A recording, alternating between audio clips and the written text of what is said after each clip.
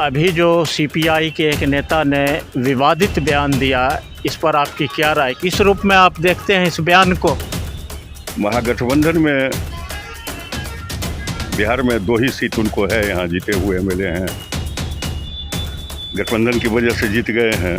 4 गो seat ले भी लिए थे, 2 गो हार भी गए उन्हीं की वजह से। नहीं तो उसके पहले चुनाव में हम लोग 7 सीट जीते हुए थे। तो वो अपने दल के स्वार्थ के लिए ऐसा बयान दिए हैं जिससे कि यहाँ सामाजिक जुड़ाव बढ़े, सामाजिक रूप से जाति के नाम पर ध्रुवीकरण हो। तो ये सब प्रयोग बेगूसराय में अब चलने में वो सफल नहीं है। कम्युनिस्ट पार्टी को बेगूसराय का बच्चा जान गया है कि इनको लफाजी करने से सिवा कुछ आता नहीं है। सिर्फ करेंगे कुछ नहीं, ये मोदी का दूसरा अवतार है। नगर निगम का चुनाव होने वाला अक्टूबर महीने में होगा, इस पर आपकी क्या भागीदारी रहेगी? हम कोई मेयर को उम्मीदवार नहीं है, न किसी वार्ड का बिस्तर को उम्मीदवार हैं, लेकिन जो राजनीतिक भागीदारी हमारी होनी चाहिए कि एक स्वस्थ नगर निगम का निर्माण हो, उसमें जो अच्छे कैंडिडेट, उचित कैंडिडेट होंगे उनके साथ उनको सहयोग हमारा निश्चित रूप से मिलेगा। नमस्कार, बेगूसराय फ्रंट लाइन में आपका स्वागत है। अभी इस वक्त मैं ट्रैफिक चौक स्थित सुशीला गार्डन में हूँ। यहाँ पर हम मिल रहे हैं कांग्रेस के वरिष्ठ नेता सह राजीव गांधी पंचायती राज के पूर्व प्रदेश अध्यक्ष अनिल कुमार सिंह अपनी बेबाकी और स्पष्ट बयानबाजी के नाम से जाने जाते हैं, बहुत चर्चित हैं, कांग्रेस के वरिष्ठ नेता हैं। बेगूसराय फ्रंट लाइन में सर आपका स्वागत। धन्यवाद। आप अभी दिल्ली से लौट के आए, हल्ला बोल रैली में आप गए हुए थे, कैसे देखते हैं इस रैली को आप, किस रूप में?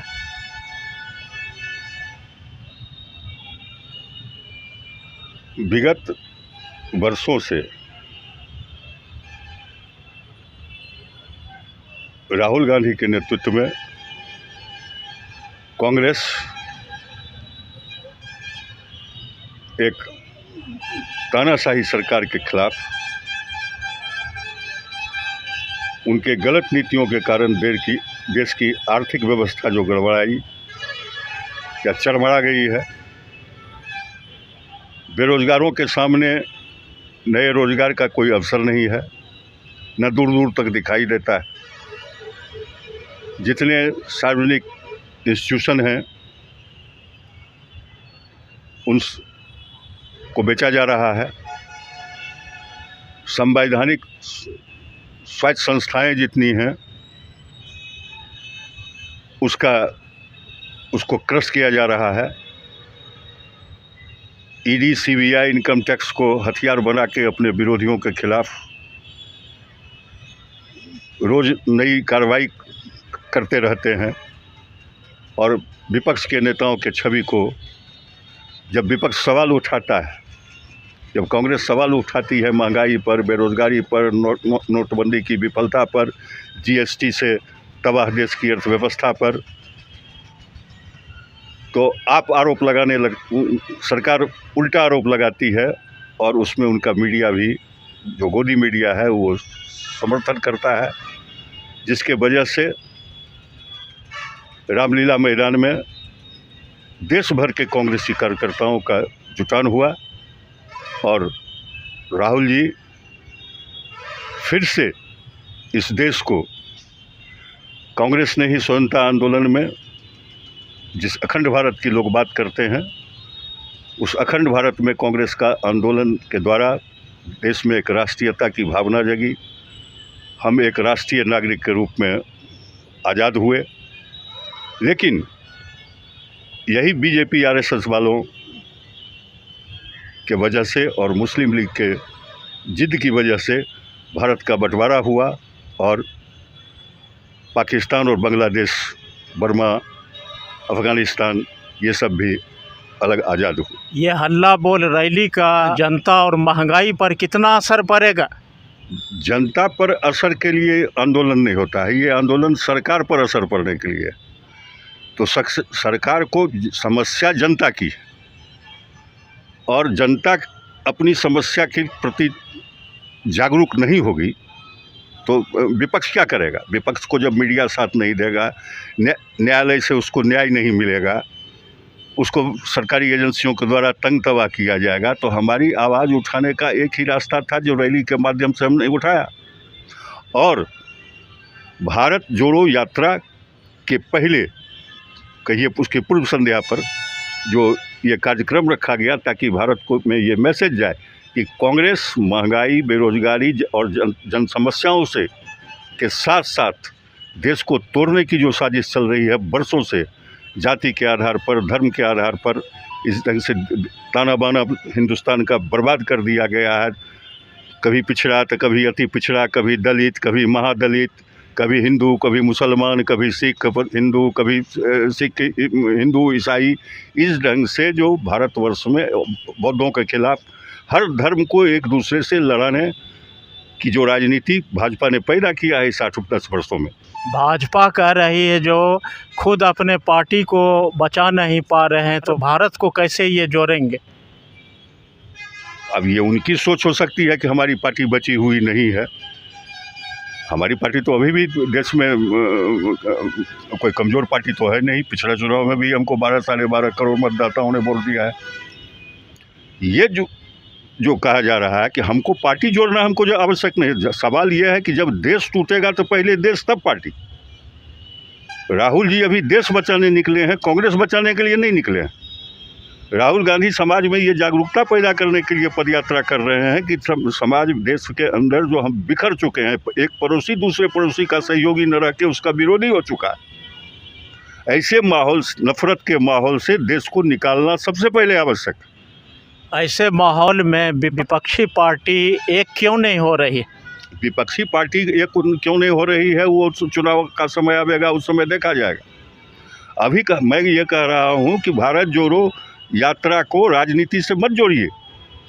ये कहिए कि इस देश को फिर से एक राष्ट्रीय लोग हिंदुस्तान के अपने को हिंदुस्तान के नागरिक समझें, न कि जाति के लोग समझें।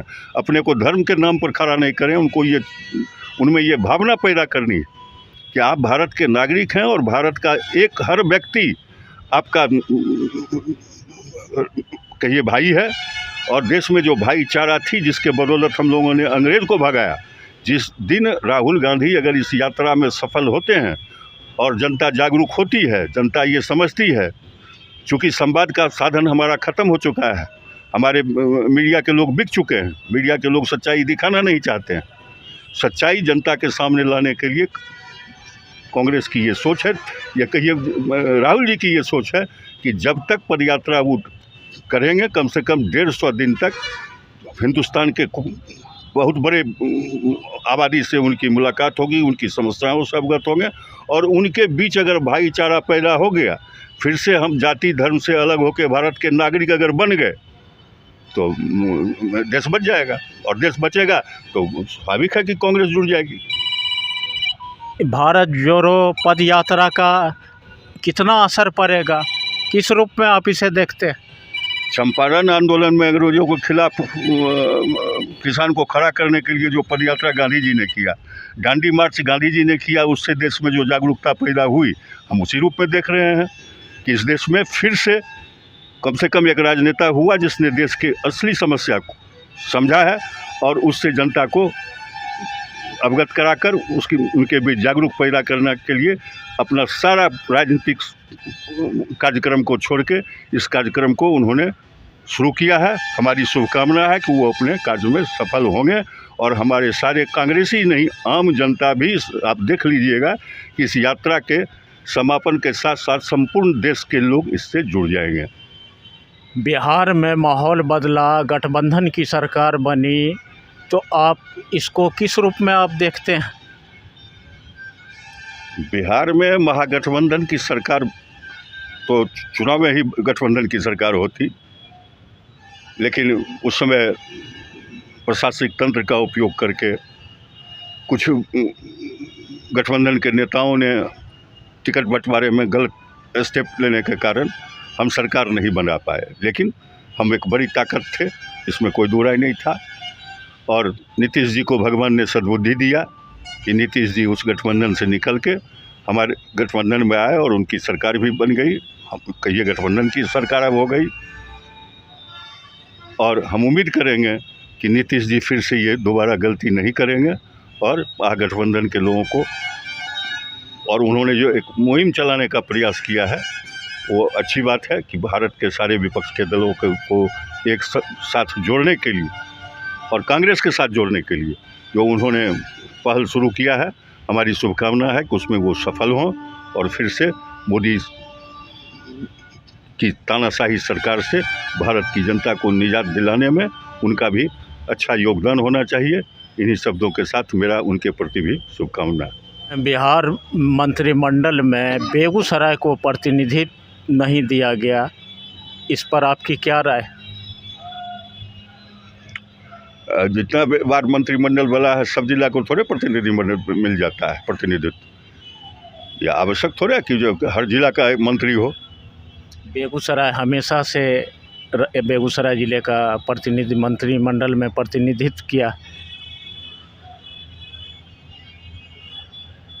हमेशा किया है तो बहुत जिला होगा उस समय वो जो उसका प्रतिनिधित्व नहीं हुआ होगा। तो बिहार का मतलब क्या है? बिहार का कोई मंत्री होगा, कोई विभाग का होगा, कोई पार्टी का होगा, वो तो बिहार का मंत्री है, वो बेगूसराय का मंत्री नहीं है। चर्चा में था जो मदन मोहन झा मंत्री बनेंगे वो भी नहीं बन सके, इसका क्या कारण खास रहा? इसका कारण क्या होगा? कांग्रेस को अपना नाम देना था, कांग्रेस ने 2 नाम दिया, 2 मंत्री हुए। इन लोगों का नाम किसी वजह से नहीं आ सका। नगर निगम का चुनाव होने वाला अक्टूबर महीने में होगा, इस पर आपकी क्या भागीदारी रहेगी? हम कोई मेयर को उम्मीदवार नहीं है, न किसी वार्ड के स्तर को उम्मीदवार हैं, लेकिन जो राजनीतिक भागीदारी हमारी होनी चाहिए कि एक स्वस्थ नगर निगम का निर्माण हो, उसमें जो अच्छे कैंडिडेट, उचित कैंडिडेट होंगे उनके साथ उनको सहयोग हमारा निश्चित रूप से मिलेगा। 24 की तैयारी चल रही है, कांग्रेस पार्टी अपना दावेदारी पेश करेगी एमपी के लिए? मुझे तो नहीं लग रहा है कि कहीं 24 की तैयारी चल रही है, आपको पता होगा। लेकिन बेगूसराय कांग्रेस का गढ़ रहा है, बेगूसराय श्री कृष्ण सिंह की भूमि रही है, और बेगूसराय में महागठबंधन के सारे दल 2 टर्म से चुनाव लड़के देख चुके हैं। बेगूसराय का जो बनावट है उसमें बेगूसराय में कांग्रेस का ही प्रतिनिधित्व अगर रहेगा तो गठबंधन की जीत सुनिश्चित होगी। इसलिए ये प्रयास होगा, नेताओं को ये समझदारी होनी चाहिए कि बेगूसराय में चूँकि इसको लोग झूठ मूठ का बीजेपी का गढ़ बनाए हुए हैं, उससे जनता को मुक्ति मिले, इसके लिए यहाँ कांग्रेस के ही उम्मीदवार को लड़ाया जाएगा, तो ये सीट निश्चित रूप से महागठबंधन के पास जाएगी। आज की राजनीति में आप अपने आप को कहाँ पाते हैं? कांग्रेस में। कांग्रेस में कहाँ अपने आप को पाते हैं? उचित और सम्मानपूर्ण जगह पर पाते हैं। क्या आप चुनाव के लिए एमपी एमएलए, 24 में एमपी का चुनाव है, 25 में एमएलए का है, आप प्रयास करेंगे? प्रयास तो मैं बहुत नहीं करूंगा, लेकिन पार्टी चाहेगी तो लड़ूंगा। पार्टी चाहेगी तो चुनाव लड़ेंगे आप? निश्चित रूप से। अगर यहाँ के कार्यकर्ता, सभी दल के कार्यकर्ता से हमारा सरोकार रहा है, वो लोग चाहेंगे कि जो वो लोग अगर उचित समझेंगे तो पार्टी पर वो लोग प्रयास करेंगे कि अनिल जी को दिया जाए, हम प्रयास नहीं करेंगे। चर्चा में है जो कन्हैया अपनी दावेदारी पेश करेंगे बेगूसराय के लिए। कन्हैया बड़े नेता हैं और बेगूसराय उनका घर है, दावा कर सकते हैं। चुनाव भी लड़ चुके हैं, एकदम दावा कर सकते हैं। अभी जो सीपीआई के एक नेता ने विवादित बयान दिया, इस रूप में आप देखते हैं इस बयान को? महागठबंधन में बिहार में 2 ही सीट उनको है, यहाँ जीते हुए एमएलए हैं, गठबंधन की वजह से जीत गए हैं। 4 गो सीट ले भी लिए थे, 2 गो हार भी गए उन्हीं की वजह से, नहीं तो उसके पहले चुनाव में हम लोग 7 सीट जीते हुए थे। तो वो अपने दल के स्वार्थ के लिए ऐसा बयान दिए हैं जिससे कि यहाँ सामाजिक जुड़ाव बढ़े, सामाजिक रूप से जाति के नाम पर ध्रुवीकरण हो। तो ये सब प्रयोग बेगूसराय में अब चलने में वो सफल नहीं है। कम्युनिस्ट पार्टी को बेगूसराय का बच्चा बच्चा जान गया है कि इनको लफाजी करने से सिवा कुछ आता नहीं है। सिर्फ करेंगे कुछ नहीं। ये मोदी के दूसरा अवतार हैं कि समाज में जितना तरह का टकराव, जितना तरह का विवादास्पद बयान, ये सब देकर चाहते हैं कि जो हमको फिर से वो MP का सीट मिल जाए। इसके लिए ही अवमाव करते हैं, लेकिन इनको बेगूसराय की जनता करारा जवाब देगी। बेगूसराय कांग्रेस जिला अध्यक्ष का चुनाव होना है, समय भी पूरा हो चुका। इस बार जिला अध्यक्ष किनको आप देखना चाहते हैं? ये पार्टी के अंदर की बात है। वो पार्टी के चुनाव में तय हो जाएगा जो किनको बनना है। कब तक इसका चुनाव होगा जिला अध्यक्ष का? तो बहुत जल्द ही आपके सामने जिला अध्यक्ष आ जाएगा। कौन कौन संभावित उम्मीदवार हो सकते हैं आपके हिसाब से? नो कमेंट, इस पर कोई कमेंट नहीं। तो आपके भी कोई कैंडिडेट हो सकते हैं? हमारा कोई कैंडिडेट। नगर निगम चुनाव सामने है। चुनाव में किसी समय जो है डेट का अनाउंसमेंट हो सकता है। क्या आप अपनी दावेदारी पेश करेंगे? आपको पहले कहा कि हम चुनाव नहीं लड़ेंगे, हम मेयर का चुनाव नहीं लड़ेंगे। कांग्रेस के वरिष्ठ नेता पूर्व राजीव गांधी पंचायती राज के प्रदेश अध्यक्ष अनिल कुमार सिंह से बात हो रही थी। इन्होंने बहुत बिंदुओं पर अपनी बेबाकी से अपनी राय दी। देखते रहिए बेगूसराय फ्रंट लाइन। मिलते हैं अगले वीडियो में। नमस्कार, धन्यवाद।